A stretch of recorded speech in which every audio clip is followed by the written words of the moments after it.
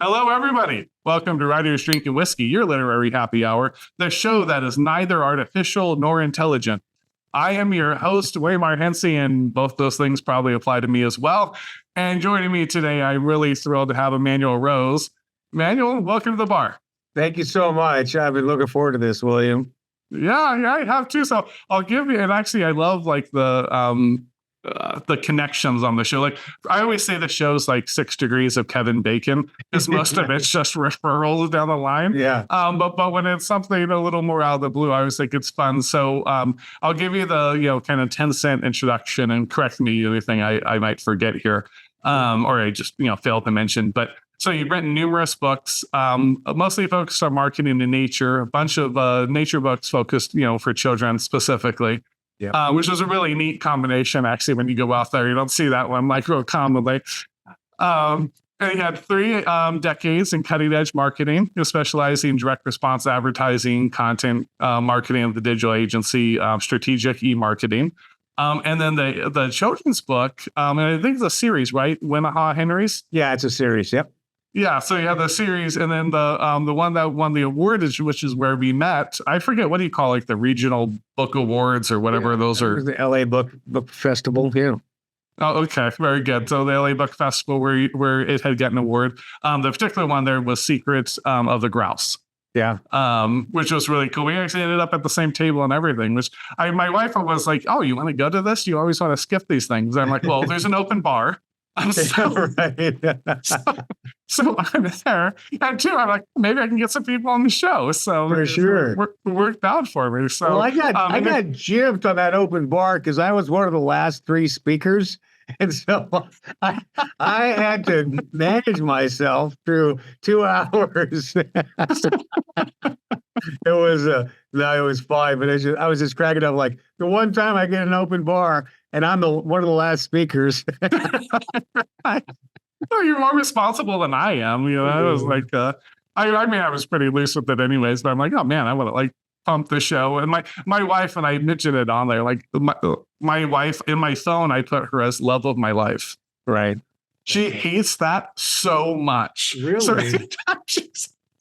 she doesn't like it when you're corny and things, or you any kind of praise. So it was awesome for me, because then I got to like, to like heap some praise on her and then invite a bunch of people to a show, and she's just like, I'm going to kill you. Like, I don't know what you're like. But I'm like, there's too many witnesses. I'm safe here,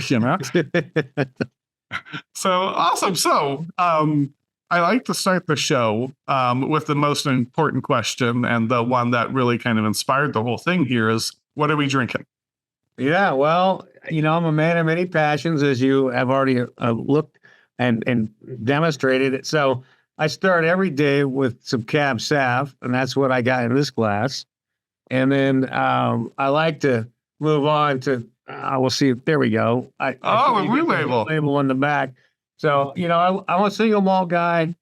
Occasionally I'll drink bourbon. But for the whiskey side, I like the single malts. I'm more of a Highland drinker right now, or the Eastleys. So, yeah, that's where I'm at tonight. Oh, very good. I have some blue label right here. I saw that. Yeah, I'll pour a glass, so we'll drink blue label together. that can't be a bad thing. It's always a winner. I think it was all the bottles on the lower shelf here were all gifted. Oh, nice.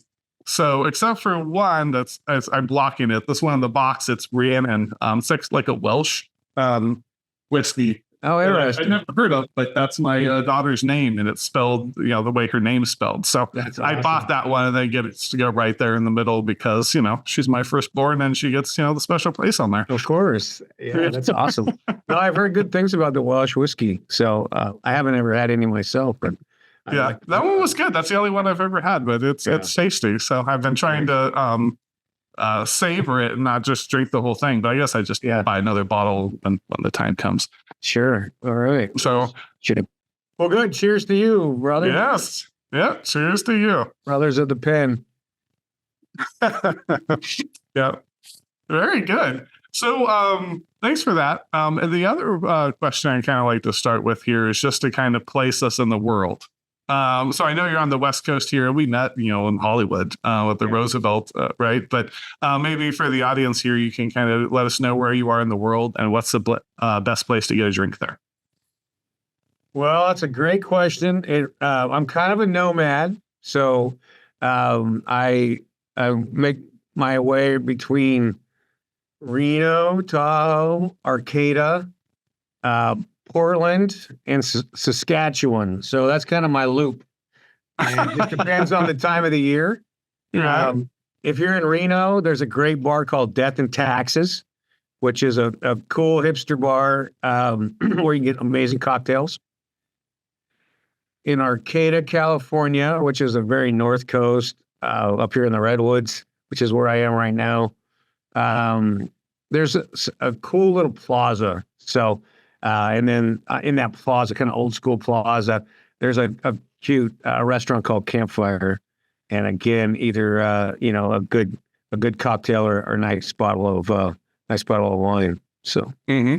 Oh, very cool. It's funny is I had on a writer from Reno, and he mentioned the same exact bar, Death and Taxes. Oh, that's funny. Yeah. And then another guy that was on the show went up to Reno, and he told me when he was on the show, he was like, "Oh, I'd been to Reno. I've been to that bar." So the next time he was in Reno, he was there, and he took a picture right from the opening. I'm like, "Look where I'm at." I'm like, "Yeah, I have to go one day. I have to get up to Reno."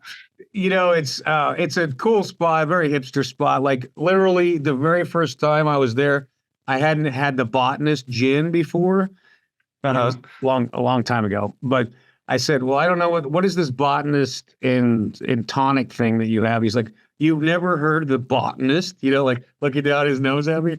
Like, this is my kind of spot. They are serious about their alcohol. Exactly. Very good. Yeah. Awesome. So thanks for that. So I wonder then. So we went over the credits a little bit, and so maybe we could just start with like what got you into marketing, kind of in the first place, and then kind of transitioning to like the cutting edge aspect of it, right? So like, and correct me even on this assumption, right? So you say cutting edge, and because I'm a lowly writer that knows nothing of marketing in any real capacity, I'm thinking like social media, artificial intelligence. Maybe you could explain a little like more specifically what that is. Yeah, sure. Yeah. Yeah, I was one of those kids that sold seeds door to door so I could get a boomerang and things like that, back in the old days. And so I've always been interested in sales and marketing. And I've had a number of my own businesses when I was growing up, from cutting lawns to being a tutor and all that stuff. And in the early 90s, I started a business that was a hemp retail business. So we made bracelets out of twine and, went to festivals and did all that, in my 20s. I was like, this is cool. Sure. I get to go to all these festivals. I pay my own way. And so, it's just kind of like where I landed. I mean, I'm always been a communicator and a storyteller. And so that's the part of business where it's, to me, the most personable and breaking down the most barriers. So, over that time, I spent my focus like reading books about sales, reading books about marketing, and eventually through dirt time and trial and error, then, came up with some systems that made sense and work. Even when I went to school, I was a psych major, so that really blends well in the marketing world, obviously. And so it's kind of a natural combination of the outgoing side of me and loving to solve problems for people. And then it's just interesting, and it's always changing. So, sure. Yeah. That's the truth. Yeah. I mean, the cutting edge part is definitely AI right now. And it has revolutionized how we see the world since November. I mean, AI has been around since the 50s, but in this little language model that we're ChatGPT and those things are just relatively recently. And it's an amazing time to be a marketer because so many things that are tedious are being automated. Sure. Yeah, I believe that completely. You know, it's funny when my sister-in-law graduated from UCLA with the degree in psychology, and we went, and UCLA's got a lot of students anyways, but there was so much. I don't know how big the class was just for psychology, right? We're like in the auditorium there, and all these people, and I didn't I had no idea at the time, but I'm like, are all these people becoming psychologists? Like how, where's what are they the work do for all of this? And she was like, oh no, most of the people are going to go into marketing. Yeah. And I was like, oh man, that's how they learn to twist your mind. It makes a lot of sense. Yeah. I mean, mine was a little more organic than that. I'm a ready, fire, aim guy. So I never had the plan for that, but it all just kind of came together that made sense kind of out of dumb luck, you know? Right. Sure. I believe that's all of our lives to some degree, right? You're the rare person. Well, most of it's just like, this is where I'm at. Oh, geez, this seems to be working. I'll do more of it. Exactly. And then, then there's I don't want to say pivot, because I don't think it's like a hard pivot. It seems like you kind of pivot back and forth, maybe is a better way to say it. But then to the nature writing and then children's books, how did that come about? No, I mean, it is an interesting juxtaposition. I grew up in a family that really was an outdoor and camping and hunting and fishing family. And when I was a teenager, I was a big backpacker and did that whole thing, walked Tahoe to Yosemite a number of times. And I've always been an outdoors person from the family I was born into, and I've always got a lot of relief and enjoyment from that time outside. Mm-hmm.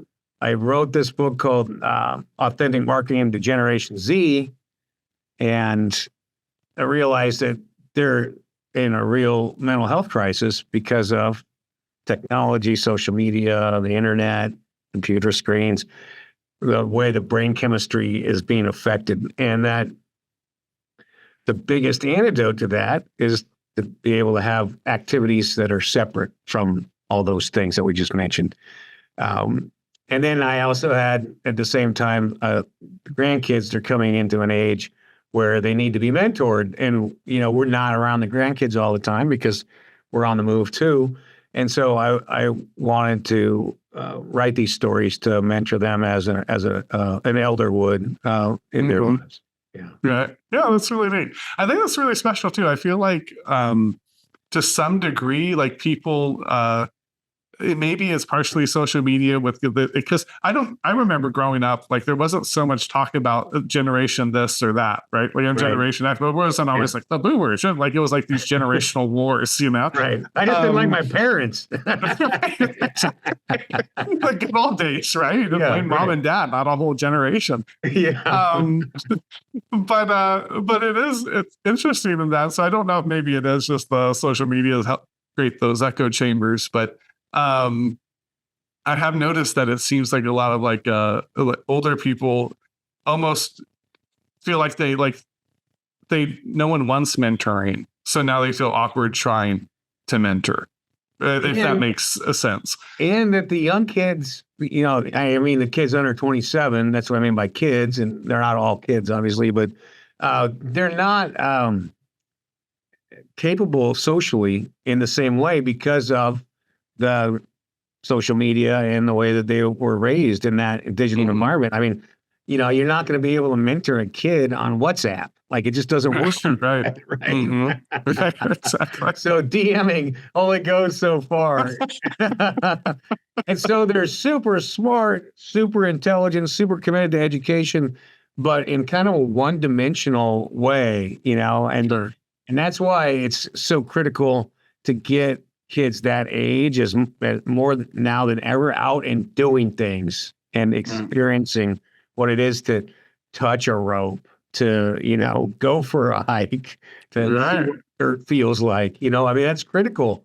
Not just for that one person, but just for the whole generation. So. Yeah. Amen. It's funny. It reminds me of, and I hadn't even heard about it, but we were doing, so we had the main show, like this is the main show, like the show. And I started some open bar episodes where I'd bring back like 3 or 4 writers. And that's what we talk more writing craft. Yeah. It's I don't mind talking writing craft. Is maybe my least favorite subject we talk on the show, you know. Right. But so I did that because, you know, it's writers drink whiskey. I'm like, okay, I do want to give back to writers too. So I'll do some of this, you know, the talking with it. But you and someone had brought up, it was like, would you rather like meet a man or a bear in the forest? And I guess that went like viral. And I'm like, what do you mean? Why? Like it was like neither one's actually dangerous. Like in Right. like in retrospect, right? See a bear, it's most likely not doing anything. You see a dude, he's most likely not doing anything, you know? Yeah. But it became this like weird thing apparently. Like, oh, the guys can't understand why the girls rather see a bear and this. And Yeah, like, right. only when you're in social media does this make sense. You're out like walking, you know, like it's like you run across someone, they say hi or they don't, and that's usually the end of it. You see a bear, usually they don't want anything to do with you, and you get to watch them for a second, and they leave you alone. Or That's a very Gen X answer right there. yeah. I know. People are gonna see that I'm gonna be canceled by the, you know, five Gen Z people watching the show. Awesome. And then so I wondered that, because you kind of answered it, but it was when I was looking at the juxtaposition, I thought it was fairly interesting too, right? Because there's the like everyone really, but especially like the younger generations, obviously going to be, you know, online, right? Yeah. I mean, it's the idea that you're going to keep them off of there completely is kind of silly. I mean, it's part of the world, and there's benefits to it too. So you would be depriving them in some way to don't go online, you know, ever. Right. But so how do you balance that with, you know, okay, yeah, you're going to be online. This is part of our lives now. Versus how do you kind of still keep a connection to the people close to you, for one, you know, your actual family, your loved ones, and things, and also just the world, like, you know, just nature in the broader sense. Yeah, I kind of have a 3-prong approach I've developed over time. And you know, it's we know that it impacts your eyesight, it impacts your brain chemistry, it impacts your physical body from sitting all the time, right? So I have like a daily practice. Meditation is super important to me, to do that first thing, and to be a fully functional spiritual being in the flesh.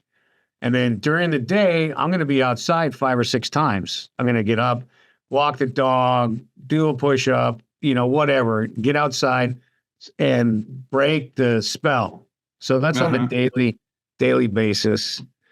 Then I got Starlink. So now I can work from anywhere, everywhere, basically. So I can go to a very remote area that has no electricity, run my battery pack with my solar panel, be on the internet a little bit, and outside most of it, right? So there's a transition zone. And then there's a week a month that I just turn it all off, and I'm just a normal person out there doing fishing, hunting, hiking, whatever the thing is. Yeah. Oh, that's very cool. That's awesome. Yeah. It's a good thought too, because I'm full-time writing podcasting now, but until actually about 2 months ago, I had a job. I was a director of quality regulatory for a medical device company. Yeah. And I was just doing projects though towards the end, right? They had closed my factory, and then they're like, "Oh, we're going to keep you around for a couple of years, help with these different, you know, projects," right? So I was completely remote even prior to COVID. And there's a transition to that, right? Yeah. Like for one, I always tell people, when you work from home, you're always at work, right? You have to balance it. Actually, I notice now with the greater emphasis not having that work at all, is the greater emphasis be writing. And then I'm thinking like, I need to have it done today. And I'm like, you know what? All this isn't going to get done in the day. I know that already. Yeah, I need to just, here's my evening time is for the family, weekends are for the family. And then I have my regular kind of office hours for it. But one of the things I started to notice kind of last week, even 2 weeks ago, was like, man, I'm inside a lot. Yeah. I mean, it's Southern California. It's hot. That's a small aspect. I like to ride my bike. But when it's over 100, I'll try to go out in the evening. It's over 100. It's hard to like really go get a good bike ride in. And I was like, man, I need sunlight. Actually, we went to the beach. I'm kind of red now because we're at the beach. So I'm like, I usually don't burn too much, but I'm like, man, I've not seen the sun. I've been like indoors. I need to get, you know, I was like, okay, I'm going to start a walk in the morning. I got to get some like habits. Yeah, exactly. Yeah, it's a commitment. And that's the fundamental, is to schedule it, right? Just like you're talking about. You just schedule these things out, and calendar notification pops up, and you go and do what's on your schedule, like you would with any appointment. Yeah. Right. Yeah. Amen. Broadly speaking, one of the questions I kind of like to ask everybody is, and feel free to answer this however you want, because like I'm willing to go wherever you want, but I'm always curious about, and my wife teases me actually about this a little bit, is I'm very into failure. Like I think it's just really interesting, like generally, and like I'm maybe too happy to talk about all of my failures, and she's maybe more happy. The only one more happy to talk about my failures than me is probably my wife. So I'm wondering, what was maybe kind of the greatest failure you've had that you're willing to talk about right now, and then how you got over that and how it propelled you forward. Fail early, fail often. That's how it works for me. I mean, easy one would be like my first marriage, right? Had my starter marriage and got divorced, and that was a long, uncomfortable process. Sure. But all these things, all these disappointments, Michael Meade, the Jungian mythology guy, he talks about it in terms of these are initiations. This is how our soul comes out, right? When you have these big life events that are not what you want, that's where the wisdom is. That's where the soul is coming out.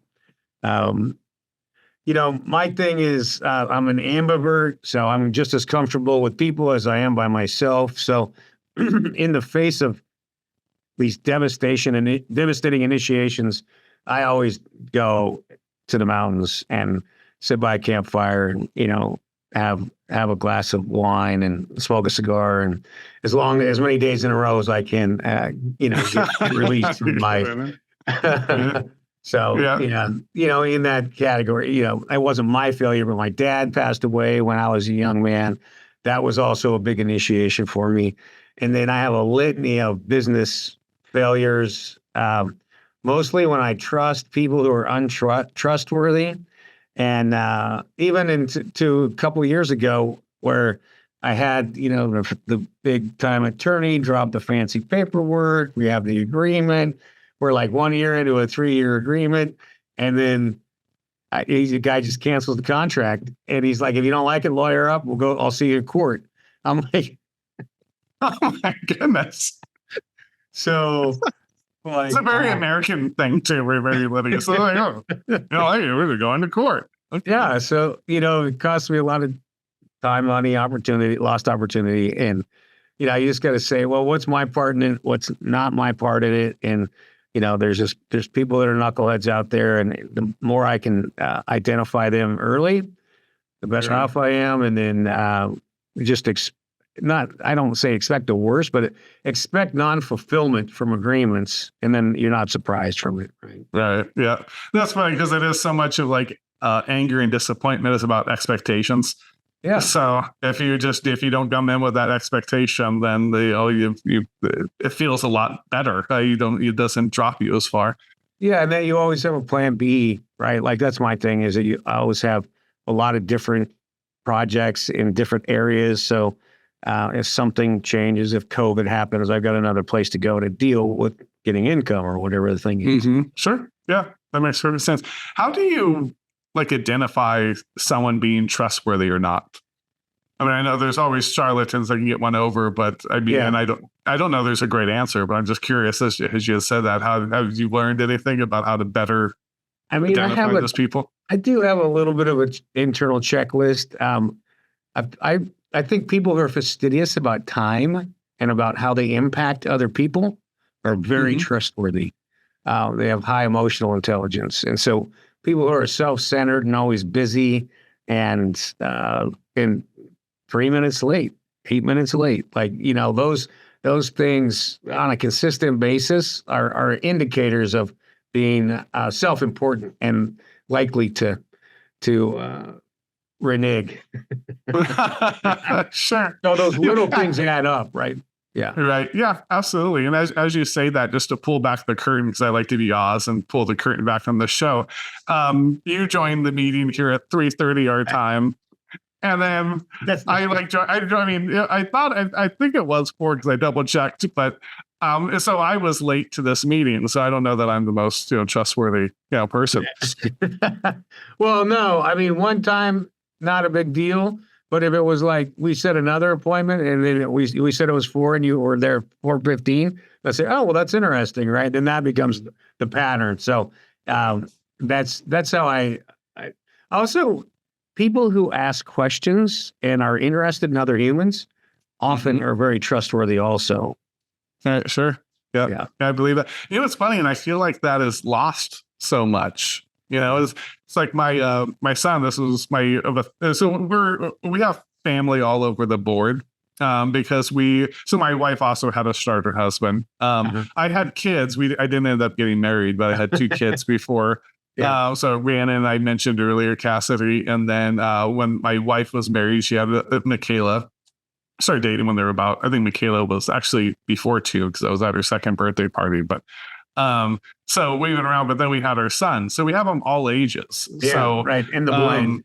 Yeah, exactly. We have the blend, we have them all ages, and then we have grandkids now too. So I have a 13-year-old son, 25-year-old daughter, then we have a 3-year-old grandson as he turns 4 in a few days. I'm going to blank on it, but we have Juju, and then we have another one, Eliana now. So it's all over the board. And my son, though, had his first crush, probably about 1.5 years, maybe 2 years ago. He's like, I don't know how to talk to her. I'm like, here's the secret to talking to anyone. Talk to them about them. Yeah. If you ask them questions, you actually pay attention and listen, you'll learn about them. And it's actually easy. You don't have to worry about what am I going to say. You're going to talk to them and just kind of respond to what they're saying. It's going to be very natural. And they're going to be like that you've shown an interest in them. So, it's a superpower. Just put yourself, aside here. No one listens, Well, it is funny. He does listen out of all of them, but it's unusual though, right? When you've talked to somebody, they remember something that you talked about from months ago. Yeah. Sure. Yeah. Well, or even just, so often now, I feel like the art of conversation has eroded over time, right?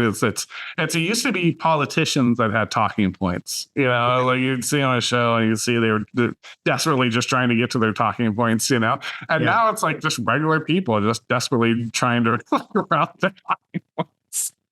Well, yeah, I personally, I think it's a lack of meaning in our lives as a culture, right? Like we spend so much time just trying to make money and have status, and that we know that's an empty pursuit. It has been for the last 10,000 years, right? Why would we be any different?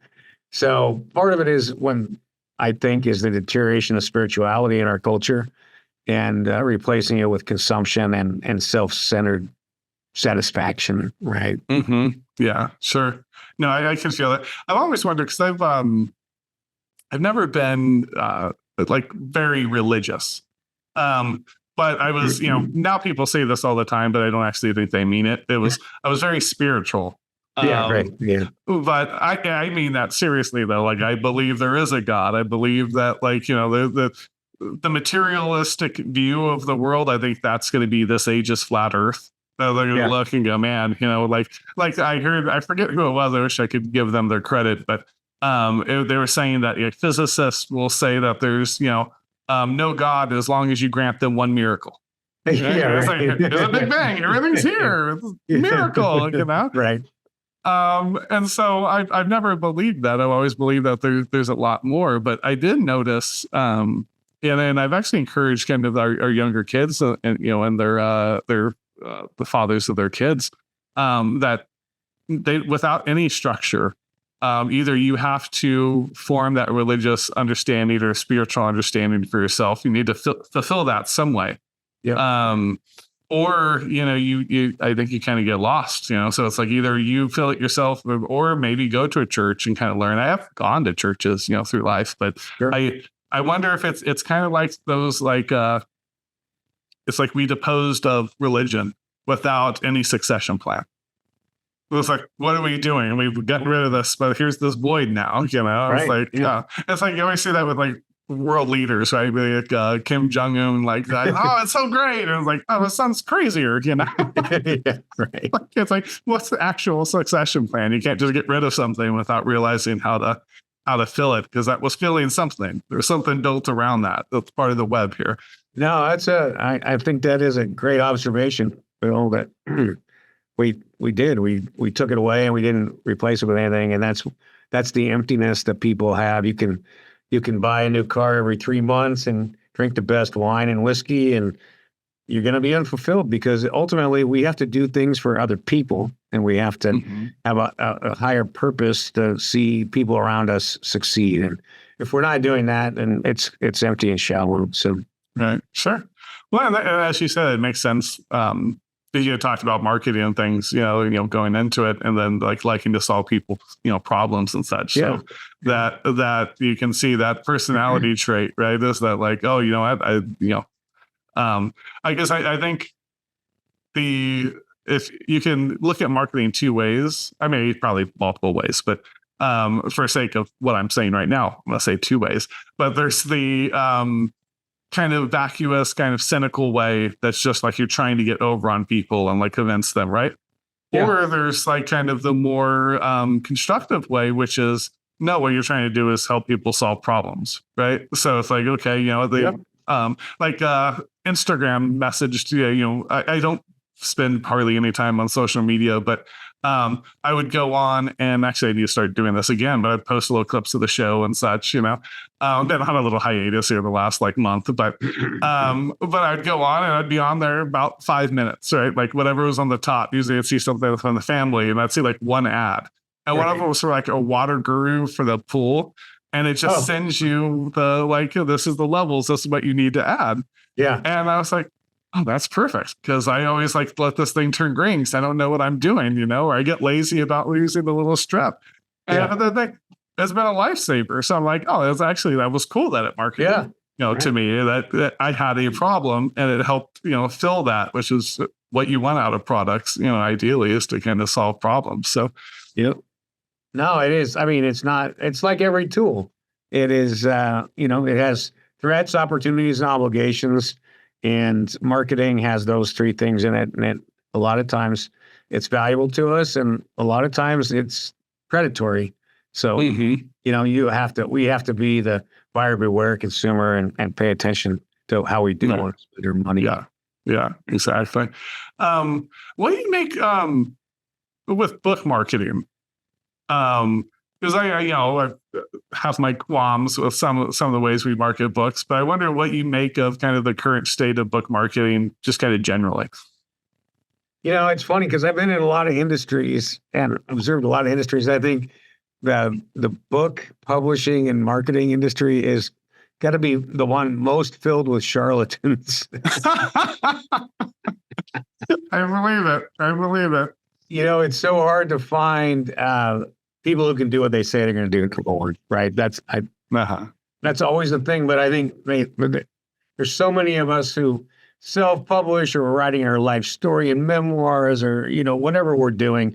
So it's so personal, and everybody wants to get the story out. And then there's we're the fish in the room. We're the fish at the poker table.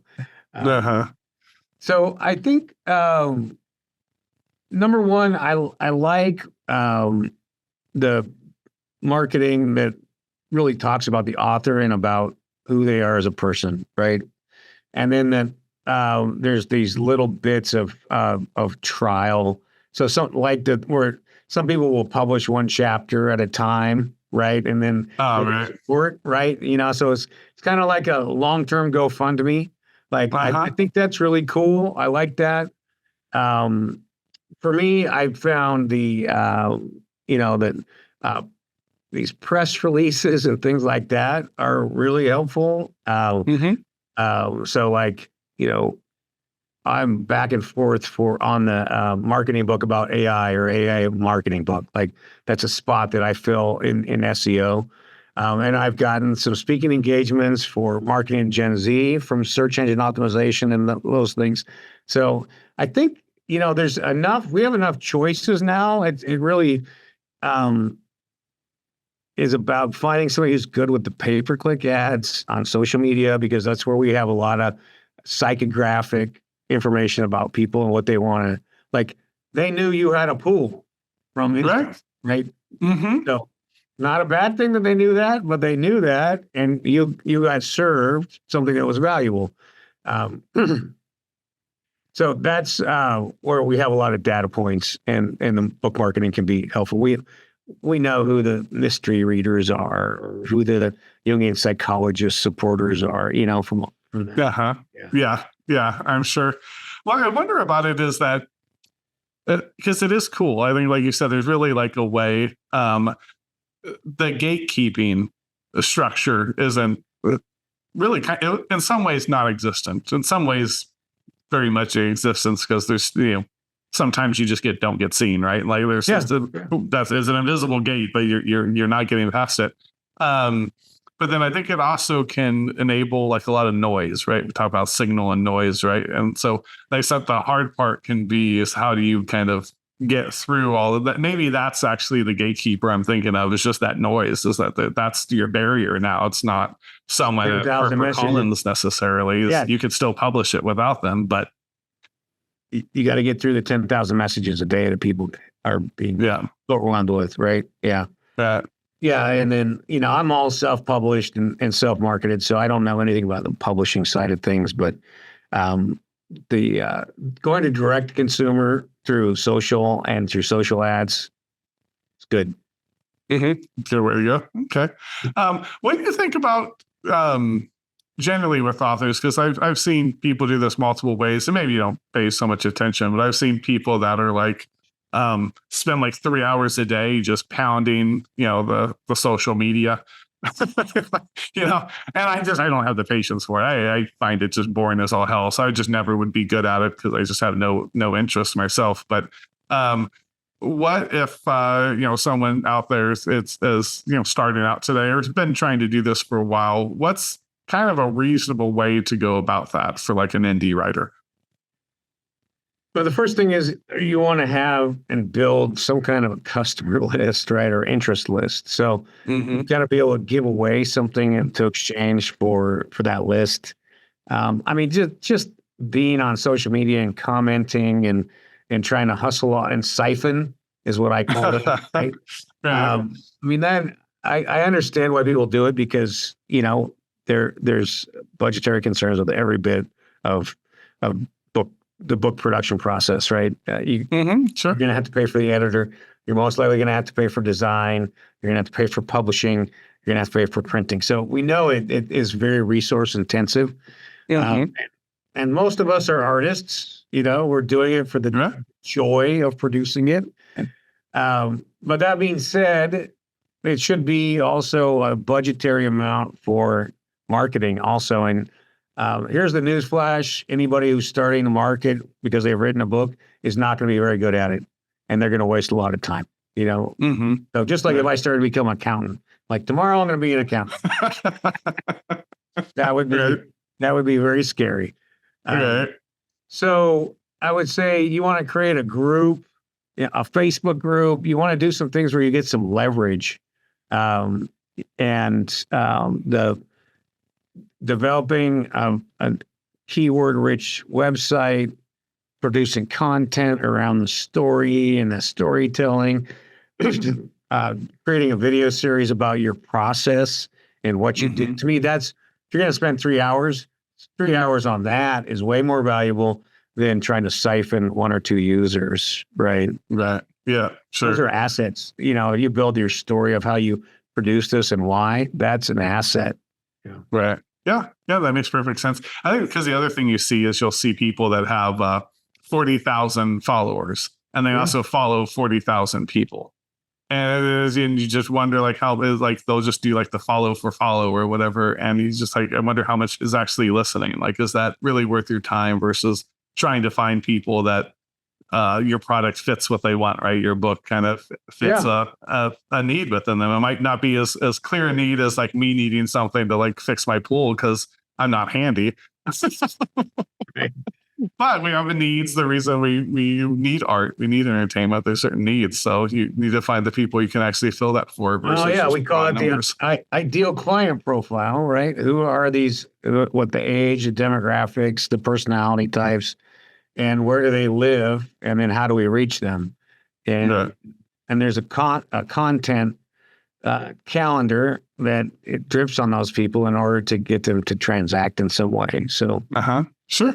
Yeah. What do you think with AI as far as, because a lot of writers like freak out when people say AI, and they're like, we're losing our jobs. AI's going to write all the books. What do you think about that aspect from like the writers, like not from the using AI for marketing, but AI potentially displacing some writers? I mean, I think it will. It will displace lazy bad writers, right? And nobody's using AI right now to write entire pieces. You still have to go through and clean everything up. I mean, I think writer's block is history. Like, that's the beauty of it, right? Sure. You'll always you can ask it to give you 5 ideas, 5,000 ideas about a character, or a scene, or a chapter, and that will have the potential to trigger your creative process. So, there is a segment of people who are losing their jobs, but they were not very good to begin with. I think in terms of writing, just straight technical writing, right. Blog posts or website content. Yeah, the kind of copy editing kind of things. I had on Ken Liu. He's a pretty accomplished fantasy writer. But before he was a writer, he was a software engineer and a lawyer. And he was a lawyer. He did patent law for like software and things. So I had asked him about it, and he was saying, he's like, I think whatever is just a case of optimization. So like graphic artists, things like that, where it's like someone has the idea and it's just trying to optimize it. Yeah. Or if you write the kind of the B romance, or whatever, the very boilerplate kind of genre kind of stuff, right? Sure. Where it's like you're just hitting certain points and it's just changing characters and some details. It's like you're in trouble if that's what you do. Yeah. The true artistic endeavors, I don't think it's anywhere close. I mean, maybe we hit generative AI or whatever they talk about. No, we're doing generative AI. What's the next stage? Well, I mean, when it's sentient, that's yeah, exactly. That's what they're like. Oh, then you might need to worry. But then we'll have the singularity. We'll have chips and nanobots, and it'll all be fine. Yeah. So awesome. So I think it's time to transition to my favorite portion of the show. Okay. Well, so I call it shots. So you don't have to do shots, but they're rapid fire questions here. Yeah. Okay. So you ready? I'll try to keep up. All right. I have to swing back to one. The first question, I forgot I needed a sound effect for it. So first one, have you ever witnessed anything inexplicable? Inexplicable? Oh boy, that's a good one. Yeah, I don't know, inexplicable. No, I not that I can think of. I guess I could make something up real quick, but no, I haven't. I think I have a profound capacity for over explaining things and making scenarios make sense. Maybe. Okay. No worries. So no Bigfoots out in the forest for you, then. No, not yet. But I'm willing to try. Very good. Where is your happy place? Happy place is by a creek or a river, by myself or with my dog. Yeah. Mm-hmm. Very good. What kind of dog? Springer Spaniel. He's a bird dog. Yeah. Oh, very good. Very good. Sweet potatoes, abomination or suitable as dog food? I would say that's kind of, you really hemmed in the answers there. I'm going to go outside of that bun and say fries only. Fries only. Okay. Yeah. Okay. My family knows I have a distaste for sweet potatoes. I'm like, the potato was perfect. It needed no sweet version. Says every Irishman. You caught me. What is an irrational fear, and what is something you love irrationally? Oh my God. I'll tell you, my irrational fear, I have an irrational fear of bridges, heights, and water. And it is funny because I'm a fly fisherman. So I'm in the water constantly, but I'm certain that somebody's going to come up and grab my leg and drag me under the waves.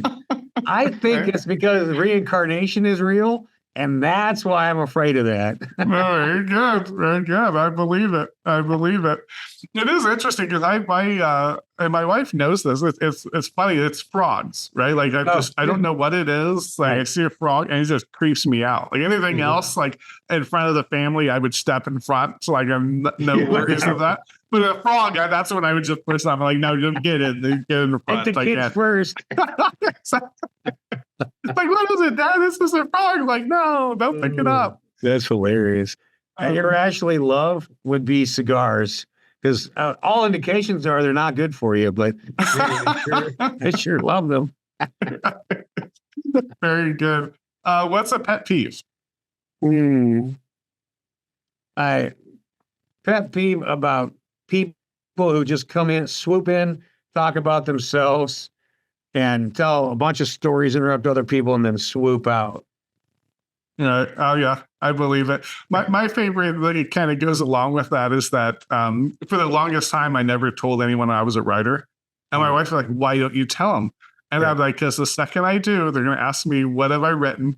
They're going to be someone that doesn't even read books. So unless I'm like Stephen King or J.K. Rowling, they're not going to know, Yeah. And then they're going to tell me the next 20 minutes about the great novel that they may or may not, in fact, ever write. And I just have to sit and listen to the blather on. So I feel you're going to be like, oh my gosh, I just want to avoid that conversation. This is exactly. Tough. What's the best piece of advice you've ever received? Ooh. Would be to love one woman, love her as a verb, and that's our way to world peace. Can love one woman. Yep. Yeah. Amen. I think it's underrated. I don't know. It's like it's. I always thought the guys that were like wanted to like run around everywhere, and now like girls, I guess it's gotten popular to do the same, and I'm like it's not that fulfilling actually. Like it's better to find someone you can grow with and really kind of I mean it's probably the best term. It's an old term, but it's just that you get to grow with, that you kind of like a tree, you just got to intermingle and you don't even realize how sturdy and how great it becomes from that. Yeah, I love it. Yeah, I agree. Yep. Awesome. Worst piece of advice you ever received? Don't buy Bitcoin. The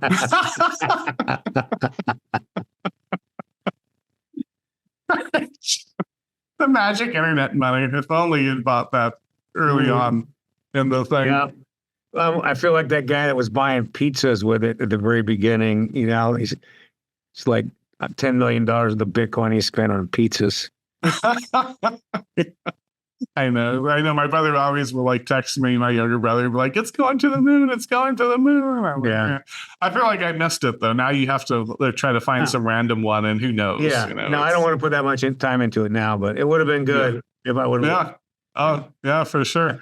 All right. And finally, the last one for our shots portion here. Favorite podcast, and why is it Writers Drinking Whiskey? Because I love William, and I love talking about writing, and I love drinking. So, I mean, what I do with the podcast. Right. Yeah, the drinking is the superpower of the show. It really is. For sure. People are like, oh, this was fun. I wasn't even stressed. I'm like, yeah, because you're drinking the whole time. I was, like we're sitting at a bar together. Oh, exactly.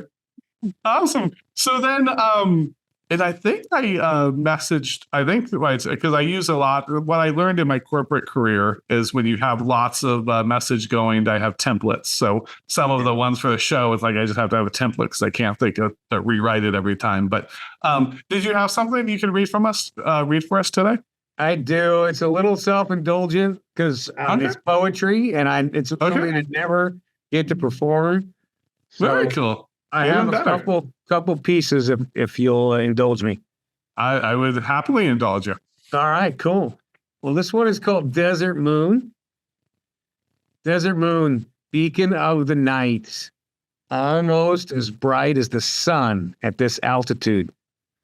High desert, sage in the air, river rolling north. Moon's presence pierces my thoughts.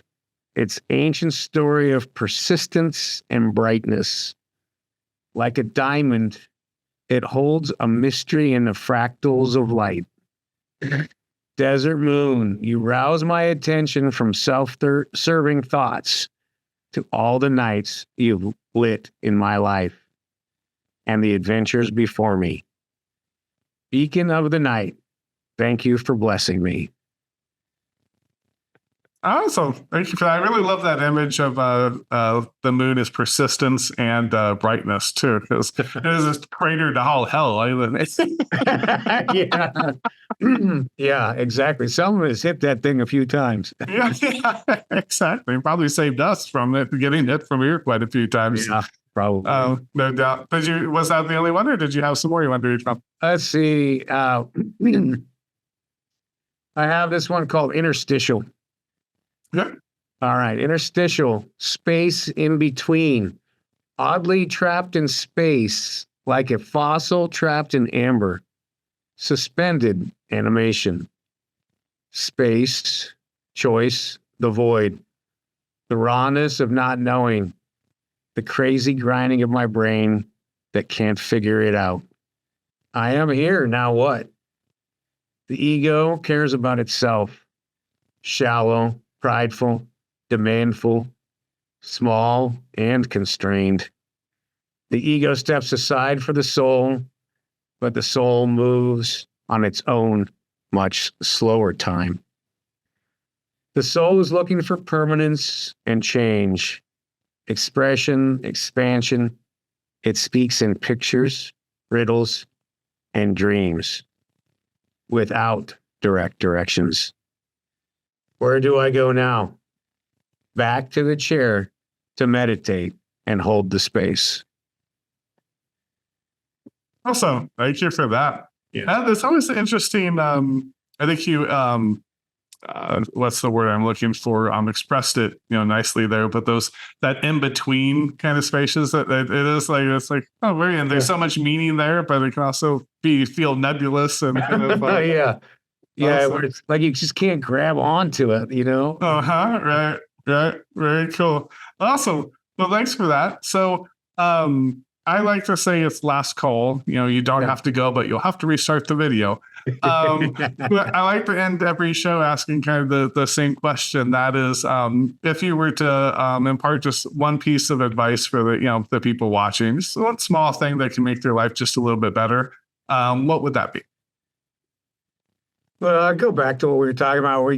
The things that are important to you, to schedule them and to not put them off until tomorrow, and make time 15 minutes every day to do whatever that thing is that you think that is important that you're delaying. Mm-hmm. Yeah. No, that's. Yeah, it's funny. It seems, and it is simple enough in some capacity, but it's also something we fail to do. Is like you actually just the act of scheduling it. Yeah. You've now put it into your mind. You kind of put it in the calendar, whatever it might be. It's there now. It's harder to not do it once you actually you put that effort in to schedule it. So yeah, it's like a commitment to yourself, right? Yeah, absolutely. Yeah. Awesome. Well, thanks for that. So if people want to learn more about you, I can link up the website certainly here because I was on it a little bit earlier. But anywhere else or social media, anything you want to plug? All you got to do is just Google Emanuel Rose, and I'll be at the top of that search. So maybe on LinkedIn or EmanuelRose.com. So yeah, I thanks Bill. It was fun format, and I like your commitment to writing and to speaking to authors, and I enjoyed our time together. Awesome. Thanks. Yeah, no, I love it. Like I said early on, I really, I'm not, I think awards have a place, and I think they're important, for writers. And I truly think this, because I think I've been lucky enough to win some. I've also been lucky enough to be runner up and honorable mention, whatever. To me, it's all the same. I don't, I think just if from there, it's kind of a stamp that it's quality, book. But I really wanted to kind of, I just looked at kind of the book stuff. I really wanted to just expand it out and actually start building a community. And you don't build a community, I think, maybe that's why I don't love the social media, just post all of the time. Because you're not really building any kind of connections with that. No, it's self-serving again, right? Yeah. It's just, and it's kind of an act of desperate survival instead of a gift to say, here, I have this abundance I'd like to share with you. What do you think? Extra shots. Question for the audience. What do you guys think is the future of book marketing? Let us know in that description down below. I see when I watch the YouTube, people always do this, so you really know where it is. It's down there. If you are interested, I mentioned it on the show, but we do have podcast versions if you want to listen to the show on the go. We're on iTunes, Spotify, pretty much wherever you're going to find, podcasts. You can find us on there. And we are also on Rumble, or as I hear people call it, the Mean Green. If you want to get some shows on there, I'm going to start releasing the open bar episodes on there early, pretty much as soon as they're edited and available for public consumption. So if you want to go follow us on there, you'll start getting some, early content, not exclusive. It'll be on here on your YouTube box every month as well. So thanks again, everyone. You have a great day. And I just glitched. See? AI. Or no AI. No artificial, no intelligence. Thanks again so much for all your support, everybody. Cheers.